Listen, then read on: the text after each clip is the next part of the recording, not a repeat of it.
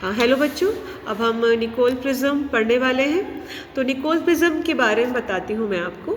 Nicol prism is made from calcite crystal. वो calcite crystal का बना होता है, जिसका काम होता है प्लेन पोलराइज लाइट को प्रोड्यूस करना और एनालाइज करना। निकोल प्रिज्म का जो नाम है वो विलियम निकोल के नाम पे रखा गया है। निकोल प्रिज्म 1928 में डिज़ाइन किया गया था। निकोल प्रिज्म जो होता है वो किस पे काम करता है? On the principle of double refraction पे। डबल रिफ्रैक्शन क्या होता है? जब ऑर्डिनरी लाइट कैल्साइट या क्वार्ट्ज क्रिस्टल से पास की जाती है तो वो दो रिफ्रैक्टेड बीम, एक ओ रे और एक ई रे में, जिसे हम क्या कहते हैं, प्लेन पोलराइज्ड लाइट, उसमें रिफ्रैक्ट हो जाती है।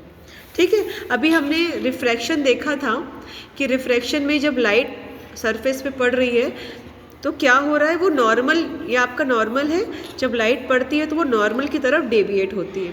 ये सिंगल रिफ्रैक्टेड रे होती है। लेकिन डबल रिफ्रैक्शन में क्या होता है? डबल रिफ्रैक्शन में हमको दो रिफ्रैक्टेड रेस मिलती हैं।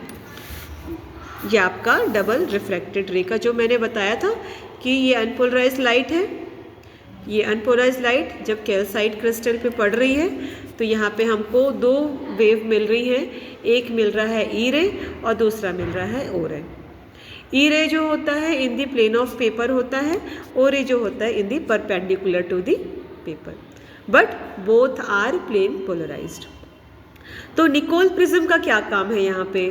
निकोल प्रिज्म से हम क्या करते हैं? निकोल प्रिज्म केवल हमको ई रे देता है। Nicol prism gives only E ray. और क्या करता है Nicol prism? Nicol prism eliminate O ray by total internal reflection. जो निकोल प्रिज्म होता है वो ओ रे को एलिमिनेट कर देता है, गायब कर देता है। किसके through? Bye total internal reflection. Total internal reflection के थ्रू वो ओ रे को क्या कर देता है? एलिमिनेट कर देता है। इसके बाद इसका प्रिंसिपल देखते हैं। प्रिंसिपल क्या है? प्रिंसिपल है it is based on the phenomena of double refraction. जैसा कि मैंने बताया कि ये डबल रिफ्रैक्शन के फिनोमेना पे बेस्ड होता है। जब अनपोलराइज्ड लाइट कैल्साइट क्रिस्टल से पास होती है, it split into two refracted ray, O रे एंड ई रे। The vibration of E ray are in the plane of paper and O ray is the perpendicular to the plane of paper. दोनों radiation जो होती हैं वो plane polarised होती हैं और परपेंडिकुलर टू ईच अदर होती हैं। ठीक है, तो ये अब हमको क्या करना है? ये तो प्रिंसिपल है, पर हमें क्या करना है? वी शुड एल्यूमिनेट दी ओ रे, है ना। अगर हमको चाहिए for obtaining only single beam, अगर मैं चाहती हूँ कि मुझे ई रे मिले तो मुझे उसके लिए ओ रे को क्या करना पड़ेगा? एलिमिनेट करना पड़ेगा। ठीक है, तो निकोल प्रिज्म इज मेड, उसको इस तरीके से बनाया जाता है। Nicol prism is made in such a way, इस तरीके से बनाया जाता है कि वो क्या करता है? ओ रे को एलिमिनेट कर देता है और ई रे को प्रिज्म के बाहर आने देता है, कम्स आउट ऑफ प्रिज्म। ठीक है, ये निकोल प्रिज्म का काम है कि वो ई रे को आने देगा और ओ रे को एलिमिनेट कर देगा। ठीक है, अब मैं देखते हैं कंस्ट्रक्शन कैसे होता है। कंस्ट्रक्शन के लिए आप देख रहे हो कि यहाँ पे एक हमने रेहोम हेड्रन शेप का एक कैल्साइट क्रिस्टल लिया हुआ है। ठीक है, ये निकोल प्रिज्म है। इसकी जो लेंथ होती है इसके थिकनेस की 3 टाइम्स होती है। ठीक है, whose length is of 3 times of its thickness. अब क्या करते हैं हम इसमें, ये इस तरह का होता है कि इसमें जो एंगल होता है, ठीक है, अगर मैं इसकी बात करूं, इसके प्रिंसिपल एक्सेस की, तो ए बी सी डी जो है ये प्रिंसिपल सेक्शन है क्रिस्टल का, निकोल क्रिस्टल का। ठीक है, इसका आपको दिख रहा है ए बी और बी सी। इसमें देखेंगे तो ए बी सी एंगल जो है वो 71 डिग्री का है, दिख रहा है, और बी ए डी 109 डिग्री का है। ये इस तरह का लिया जाता है। इसके बाद इस पर्टिकुलर क्रिस्टल को इस तरह से पॉलिशिंग और कट किया जाता है कि देखो ये था आपका ओरिजिनल, इसको कट करके ए डैश बनाया गया है, दिख रहा है। वैसे ही सी, ये सी आपका उल्टा कर दिया मैंने, सी यहाँ था ना, सी यहाँ था और डी यहाँ था, तो ये सी था और ये सी डैश हो गया। तो क्या किया गया कि इसे कट करके सी डी सी को डी सी डैश बना दिया गया। तो कट करके ऐसे एंगल बनाया गया कि जो 71 डिग्री था वो 69 डिग्री हो जाए और जो 109 डिग्री था वो 112 डिग्री हो जाए। तो निकोल क्रिस्टल की इस प्रकार से कटिंग और पॉलिशिंग की जाती है कि जो उसका एंगल है अंदर का वो 71 से 69 डिग्री हो जाता है और 109 से 112 डिग्री हो जाता है। उसके बाद क्या किया जाता है, उसको बीच से काट के दो पार्ट में डिवाइड कर देते हैं इस तरह से। ये आपको निकोल क्रिस्टल दिख रहा है, इस निकोल क्रिस्टल को बीच से इसी जगह से काट करके इसको दो अलग अलग क्रिस्टल में डिवाइड कर दिया गया। ठीक है, अब डिवाइड करने के बाद अब क्या करेंगे, इसमें एक ग्लू लगाया जाता है स्पेशल काइंड ऑफ, वो रहता है जिसको हम कहते हैं कनाडा बाल्सम। कनाडा बाल्सम एक स्पेशल ट्रांसपेरेंट ग्लू होता है। उस स्पेशल ट्रांसपेरेंट ग्लू को इनके बीच में लगा करके इन लोगों को इसको आपस में चिपका के फिर से ऐसा बनाया जाता है। ठीक है, स्पेशल कनाडा बाल्सम लगाया जाता है। जो कनाडा बाल्सम होता है उसका जो रिफ्रैक्टिव इंडेक्स होता है वो, ये सीबी का मतलब है कनाडा बाल्सम, तो म्यू सीबी कनाडा बाल्सम का जो रिफ्रैक्टिव इंडेक्स है वो 1.55 होता है। ये आपका ऑप्टिकल रे का जो रिफ्रैक्टिव इंडेक्स है 1.658 और ई रे का जो रिफ्रैक्टिव इंडेक्स है दैट इज़ 1.486। ठीक है, तो कनाडा बाल्सम के थ्रू आप ये डायग्राम देखेंगे तो ये देखिए, ये आपका एंगल यहाँ पे देख सकते हैं आप कि यहाँ पे ये हमने जो बनाया ये कनाडा बाल्सम लगाया है इसमें निकोल प्रिज्म में और उसको आपस में चिपका दिया है। अब यहाँ से सोर्स के थ्रू हमारे पास अनपोलराइज्ड लाइट आ रही है। ठीक है, अब इसके अंदर क्या होगा उसके लिए हमको जानना है कि निकोल प्रिज्म से कैसे हमको ओ रे मिलेगा और ई रे मिलेगा और ओ रे एलिमिनेट होगा। तो एलिमिनेट होने के लिए दो कंडीशंस हैं। ओ रे को एलिमिनेट करने के लिए दो कंडीशंस हैं। फर्स्ट कंडीशन है जैसा कि मैंने बताया कि देखिए निकोल प्रिज्म का काम है कि निकोल प्रिज्म को से हमको ई रे चाहिए और ओ रे एलिमिनेट हो जाए। ओ रे एलिमिनेट होता है टोटल इंटरनल रिफ्लेक्शन के थ्रू।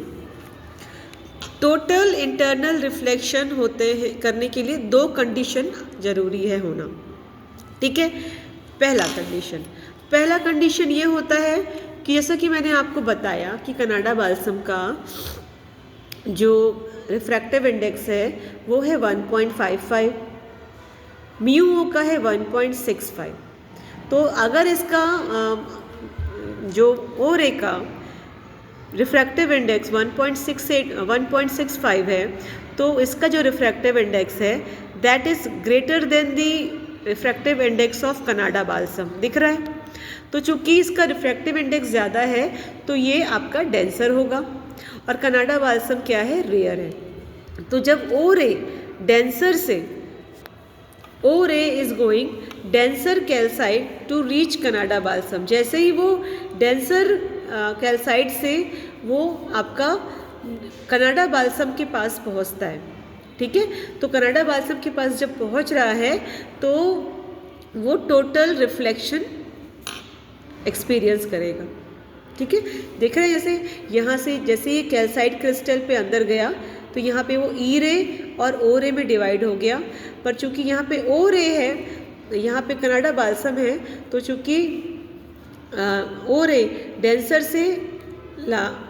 से आपके रेयर मीडियम में जा रहा है तो इसमें रिफ्लेक्शन होके इधर आ गया। यहाँ पे इस प्रिज्म के नीचे ये जो निकोल प्रिज्म है ये इसके नीचे में मैंने भले रेड लगा दिया, यहाँ पे ब्लैक कलर से पेंट किया जाता है ताकि जो लाइट है ये ब्लैक कलर के थ्रू एब्जॉर्ब हो जाए।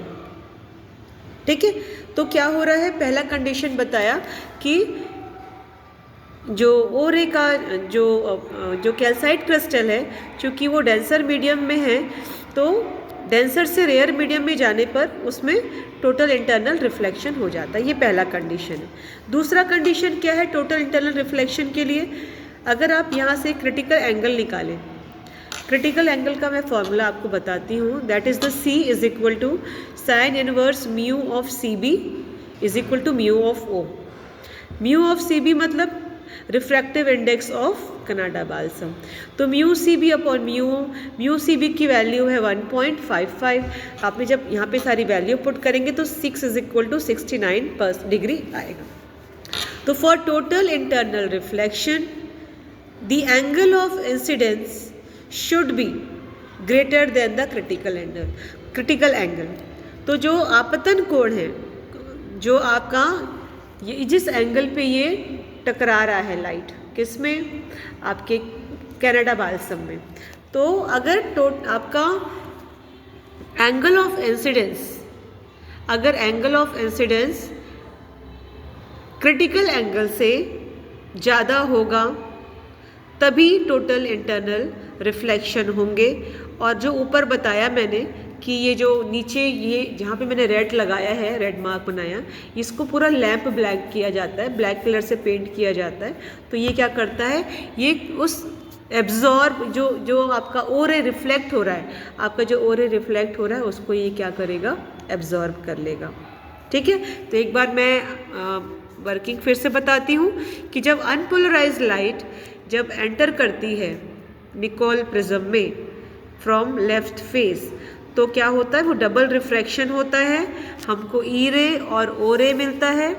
जब ये लाइट अंदर जाती है तो वो जब लाइट आपकी कनाडा बाल्सम पे टकरा रही है, तो चूँकि कनाडा बाल्सम का रिफ्रैक्टिव इंडेक्स कम होता है और वो रेयर होता है, रेयर मीडियम होता है एज़ कंपेयर टू म्यू, तो जब वो टकराता है तो उसमें टोटल इंटरनल रिफ्लेक्शन हो जाता है।